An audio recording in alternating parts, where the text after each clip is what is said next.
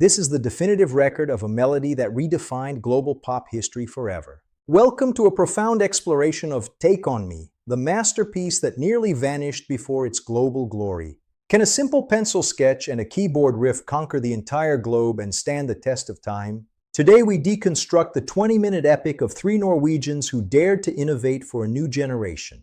Join us as we analyze the technology, the data, and the relentless grit required to top the global charts. In the early 1980s, the cold streets of Oslo were the breeding ground for a revolutionary sound. Paul Wakhtar and Magni Holmen were testing the limits of their creativity with their original band, Bridges. The foundational riff, initially known as the Juicy Fruit Song, was a simple yet haunting electronic motif. These early days were marked by a significant lack of resources but an abundance of raw creative ambition. They sought to transcend their local Nordic success and compete on the grand international stage of London. Every note played in those dim basements was a step toward the legendary three-octave soaring vocal range. The transition from rock to synthpop was a calculated move to align with the evolving global trends. They were not just making music, they were architecting a new sonic landscape for the digital era. This historical foundation is crucial to understanding the resilience they would later display in the United Kingdom. The data from their early demos shows a clear evolution toward the bright, polished sound of 1985. We see the emergence of the Roland Juno 60 as a central character in their evolving musical narrative. It was here that the dream began, among the snowy landscapes and the hum of early polyphonic synthesizers. Each member brought a unique perspective that would eventually blend into a singular vision of global pop dominance. Their commitment was absolute, even as they faced the daunting prospect of moving to a foreign metropolis. This period of preparation was the forge in which their future superstardom was painstakingly and successfully crafted. Every rehearsal was a lesson in precision and artistic dedication. Their journey was fueled by a relentless desire. The statistical probability of their success was low, yet their determination remained unshaken throughout the struggle. This initial stage set the tempo for everything that followed in their remarkable career trajectory over the decades. The mid-80s was a decade of unprecedented technological optimism and rapid cultural transformation. Youth culture was being redefined by the advent of music videos and the global reach of MTV networks. Fashion was bold, and the sound was increasingly digital, mirroring the rise of the first personal computers. In this climate, a-ha arrived in London facing a crowded market of established synth-pop giants. They were outsiders in a city that was the epicenter of global musical innovation and stylish aesthetics. The social pressure to deliver a visual identity was as great as the pressure to produce a hit record. Music was no longer just for the ears.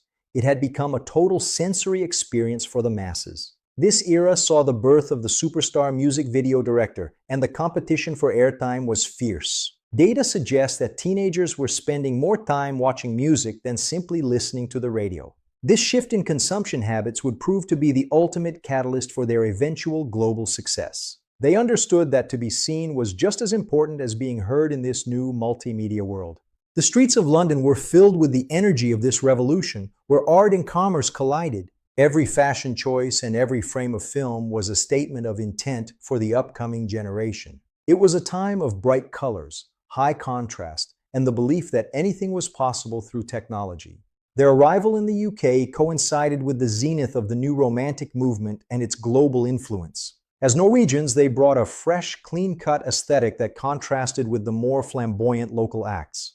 This visual and sonic clarity would eventually become their signature, setting them apart in a saturated market. The socio-economic factors of the time also favored a bright, escapist pop sound that a-ha mastered perfectly. Success did not come easily, as the first release of Take On Me in late 1984 was a disaster. Produced by Tony Mansfield, the original version was heavy on synths but lacked the essential emotional core.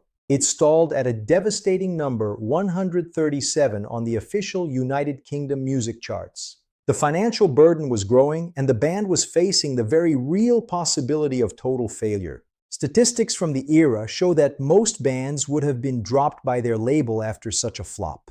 The trio was living in poverty, sharing single rooms and struggling to find their footing in London. This was the dark night of the soul for a-ha, a period of profound uncertainty and artistic crisis. They had the melody, but the delivery was failing to connect with the hearts of the public. The industry was skeptical of a Norwegian band trying to dominate the English-speaking pop market. This failure forced them to reevaluate every aspect of their sound and their overall presentation.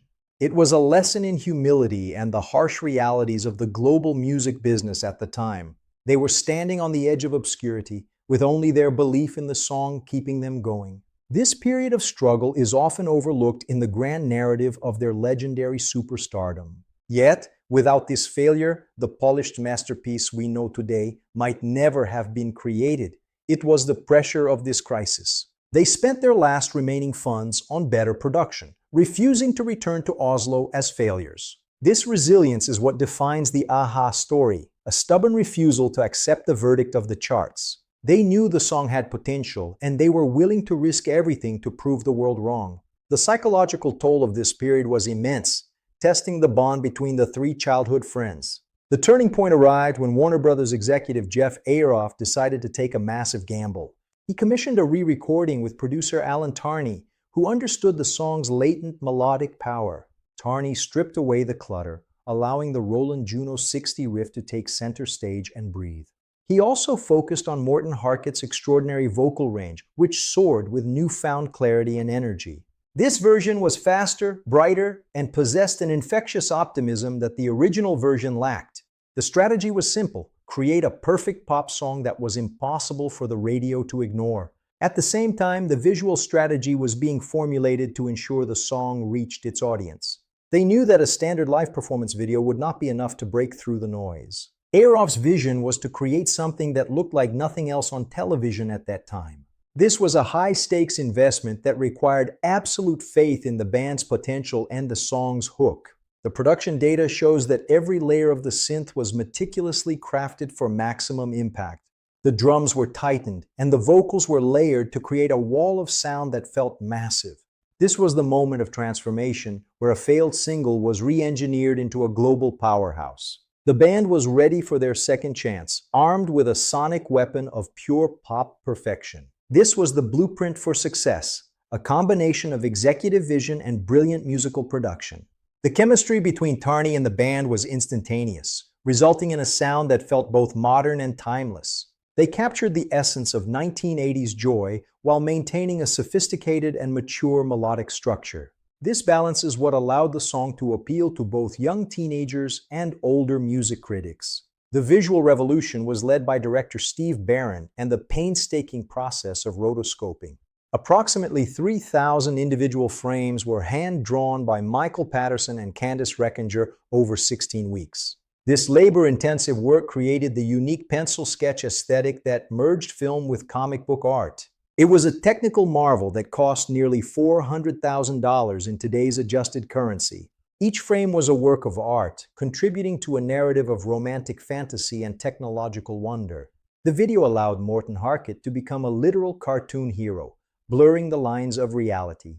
This was a pioneering effort that pushed the boundaries of what was possible in the pre-digital era. The animation process was so grueling that it nearly broke the team's schedule and the budget.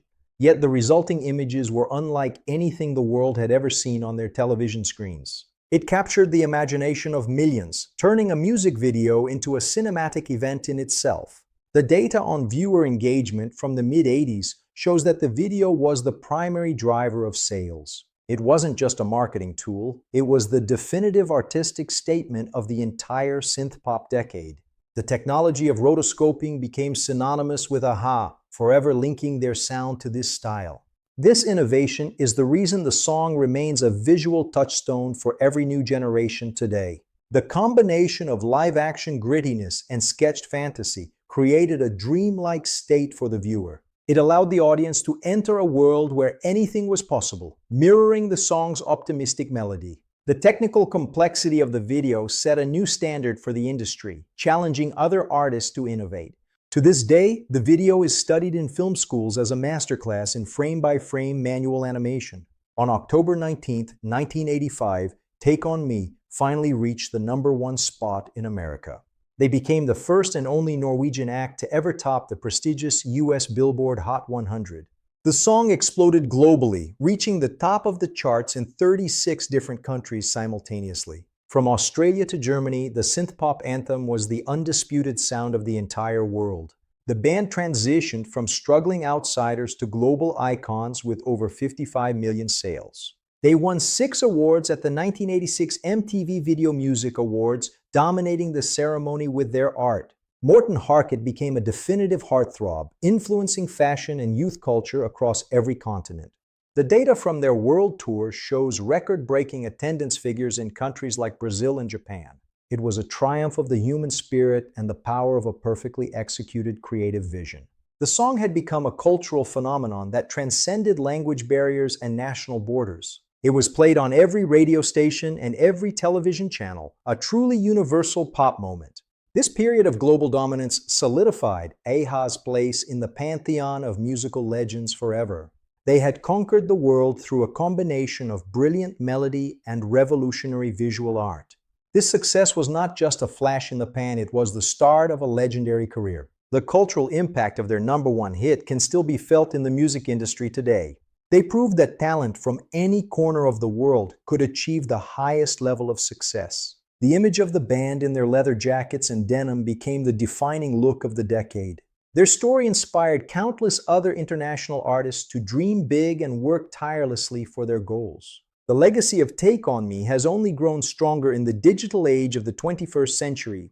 In February 2020, the music video surpassed 1 billion views on the global platform YouTube. By September, it reached 2 billion views. It was the first 1980s music video to reach such a staggering level of digital engagement.